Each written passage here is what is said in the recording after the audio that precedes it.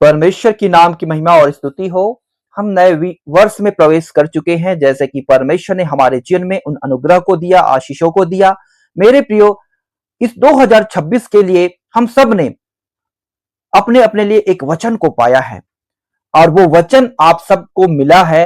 अगर आपको वो वचन मिला है तो वो वचन को आप पढ़ें और उसको मनन करें, और पूरे साल तक उस वचन के अनुसार ही आपको चलना है, और सब वैसा चलते भी हैं। और जो कल्पनाएं वो करते हैं और उसके द्वारा परमेश्वर उन्हें सफल करता है। परंतु एक बात मैं आपसे कहना चाहता हूं, हम सबको परमेश्वर ने एक एक वचन दिए हैं, लेकिन आज मैं उस वचन के बारे में बात करना चाहता हूं जो वचन परमेश्वर सबके लिए देता है। वो वचन है जिसको सबके लिए पूरा करता है। वो 2026 का प्रतिज्ञा का बाइबल वचन। तो आज आइए मेरे प्रियो, अपना अपना जो वचन परमेश्वर ने आपको दिया है उसको कमेंट में जरूर लिखें, और हम उसके लिए विशेष प्रार्थना करेंगे ताकि उस वचन के द्वारा आपके जीवन में भलाई होने पाए।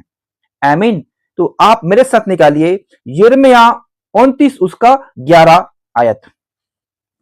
यहां इस प्रकार लिखा है, क्योंकि यहोवा की यह वाणी है कि जो कल्पनाएं मैं तुम्हारे विषय करता हूं उन्हें मैं जानता हूं, वे हानि की नहीं वरन कुशल ही की है, और अंत में तुम्हारी आशा पूरी करूंगा। परमेश्वर कहता है मेरे प्रियो, कोई माँ बाप अपने बच्चों के लिए बुरा नहीं सोच सकता, बुरा नहीं सुन सकता। वैसे ही परमेश्वर जो हमारा शारीरिक और आत्मिक दोनों का पिता है, वो कहता है कि मैं जो कुछ कल्पनाएं तुम्हारे विषय में करता हूं वे हानि की नहीं वरन कुशल ही की है। हम सब ने अपने मन में बहुत सारी कल्पनाएं गढ़ के रखी हुई है कि इस 2026 में मैं ऐसा करूंगा, मैंने ये बातें सोच कर रखी है, मैं ये बिजनेस को करूंगा, मैं इन बातों को करूंगा, मैं घर लूंगा।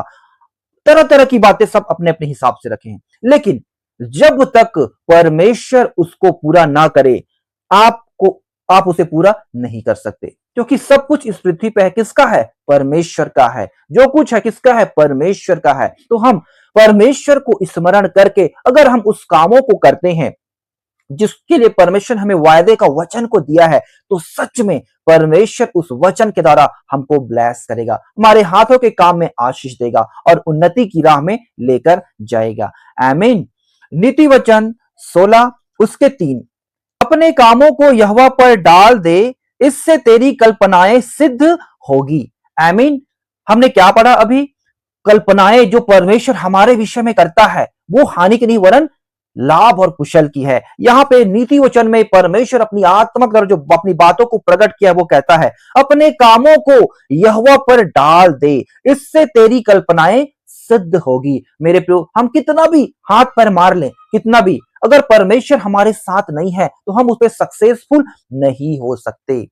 इसलिए परमेश्वर का वचन है, तुम जो कुछ करते हो परमेश्वर को स्मरण करके करना, तभी तुम क्या होगे? सिद्ध होगे। यहां लिखा है ना, अपने कामों को यहोवा पर डाल दे, इससे तेरी कल्पनाएं सिद्ध होगी। अगर घर का बनाने वाला यहोवा ना हो तो उसका परिश्रम व्यर्थ है। आमीन। मतलब परमेश्वर कहता है हम बिना परमेश्वर के हम आगे नहीं बढ़ सकते। आमीन। इसलिए परमेश्वर के हाथों में अपने जीवन को सौंपे, और आप जो कुछ काम करेंगे, जो कुछ आपने करने का निर्णय लिया है, या घर हो या बिजनेस हो या नौकरी हो या शादी हो ब्याह हो, कुछ भी हो, आप उसमें पहला स्थान परमेश्वर को आपको देना है। पुरानी बातें बीत गई, आपने 2025 में जो किया सो किया, लेकिन मेरे प्रियो आज आपका दिन इस 2026 में कुछ अलग ही होएगा, क्योंकि आपने परमेश्वर के वचन को रिसीव किया है और उसकी कल्पनाओं को आपने जान गया है। उसकी कल्पनाएं क्या है? वो लाभ की है, कुशल की है, जिसको द्वारा आपका जीवन कुशल और आशीष और शांति का होने वाला है। आमीन। दूसरा कुरिन्थियों 1 का 20, दूसरा कुरिन्थियों 1 का 20 यहां लिखा है, क्योंकि परमेश्वर की जितनी प्रतिज्ञाएं हैं वे सब उसी में हां के साथ है, इसलिए उसके द्वारा आमीन भी हुई कि हमारे द्वारा परमेश्वर की महिमा हो। परमेश्वर की जितनी प्रतिज्ञाएं हैं वो आमीन से हां में होता है।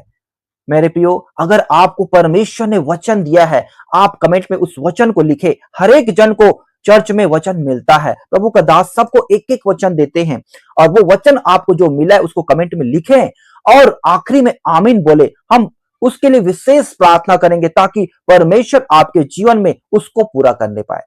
आमीन। क्योंकि परमेश्वर का प्रतिज्ञा हाँ और आमीन में पूर्ण होता है। मतलब आमीन का अर्थ क्या है? ऐसा ही हो।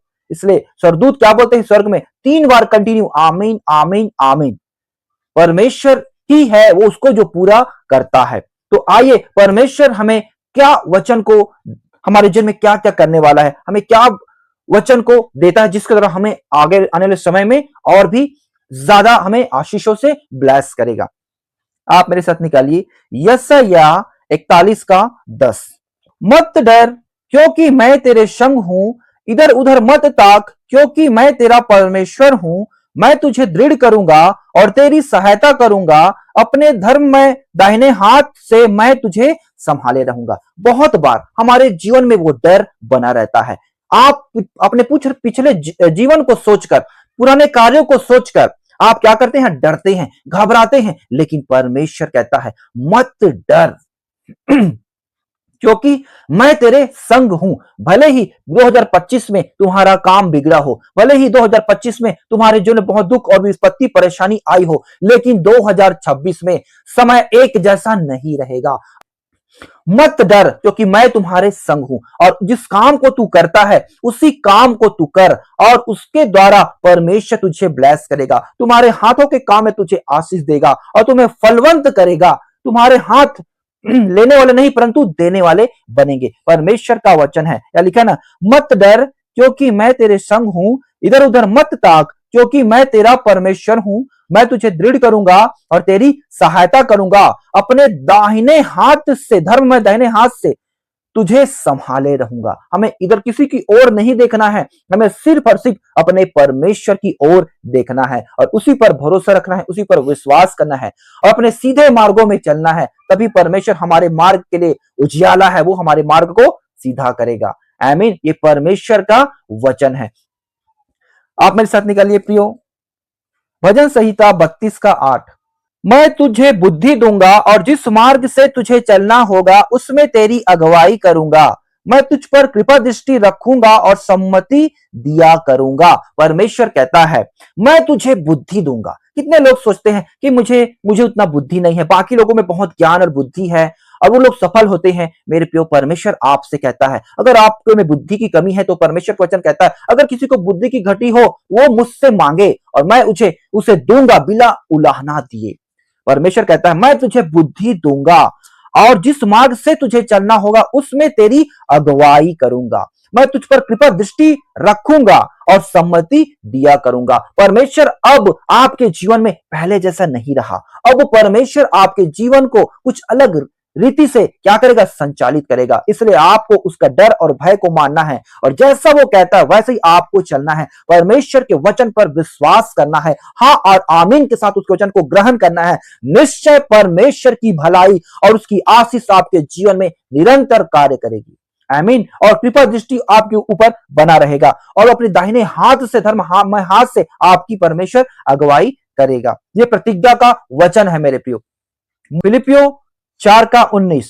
मेरा परमेश्वर भी अपने उस धन के अनुसार जो महिमा सहित मसीह यीशु में है तुम्हारी हर एक घटी को पूरी करेगा। परमेश्वर का वचन कहता है कितने लोगों के जीवन में घटी है, कितने लोगों के जीवन में कमी है, कितने लोगों को पैसे की आवश्यकता है, फाइनेंशियल प्रॉब्लम है, अगर बहुत सारी ऐसे वो बनाना तो चाहते हैं, अपने बच्चों की शादी ब्याह करना चाहते हैं, अपने बच्चों को अच्छे स्कूल में एडमिशन करना चाहते हैं, उनके पास पैसे नहीं है।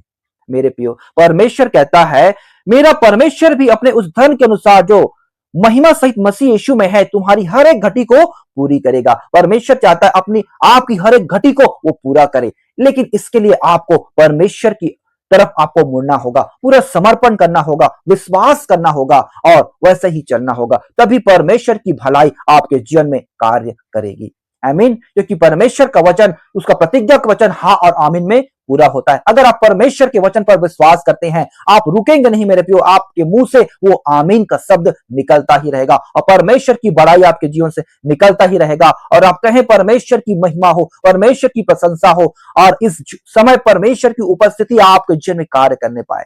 आमीन। यशायाह 26:3। जिसका मन तुझसे धीरज धरे हुए है उसकी तू पूर्ण शांति के साथ रक्षा करता है क्योंकि वह तुझ पर भरोसा रखता है।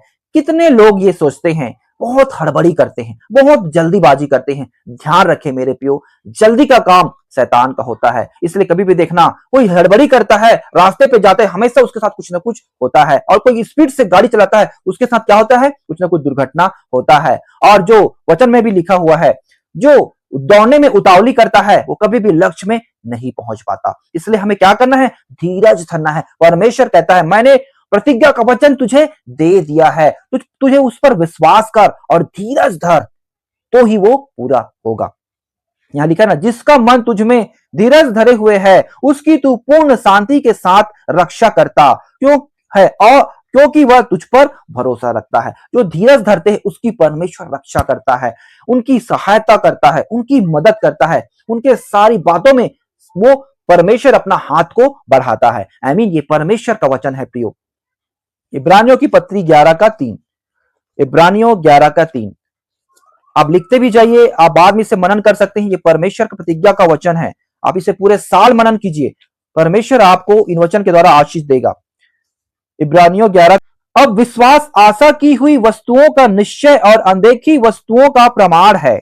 आमीन। यहां पे परमेश्वर का वचन कहता है अब विश्वास आशा की हुई वस्तुओं का निश्चय और अनदेखी वस्तुओं का प्रमाण है। मतलब आपका विश्वास आप अगर करते हैं तो यह निश्चय कर देता है कि आपको परमेश्वर ने जो दिया है आप उसको विश्वास से देख रहे हैं। मतलब आप जो सोचे हैं, जो आपने अपने जीवन में, उसको देखिए विश्वास के साथ, और उसको आप परमेश्वर आपके जीवन में पूरा करेगा। आप उस चीज को प्रार्थना में बोले कि प्रभु मुझे ये चीज चाहिए, परमेश्वर आपकी उस जरूरत को परमेश्वर पूरा करेगा। आई मीन आप उसको देखिए, उसको मांगिए परमेश्वर से, परमेश्वर आपके लिए उसको पूरा करेगा। क्योंकि यहां लिखा है अब विश्वास आशा की हुई वस्तुओं का निश्चय है। हम उस चीज की आप आशा कीजिए कि परमेश्वर आपको वो देगा।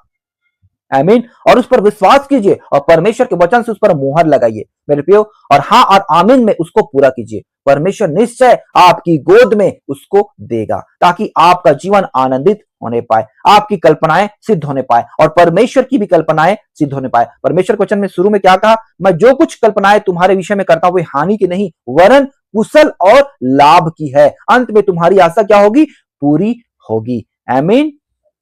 भजन संहिता 119 का 105, तेरा वचन मेरे पांव के लिए दीपक और मेरे मार्ग के लिए उजियाला है।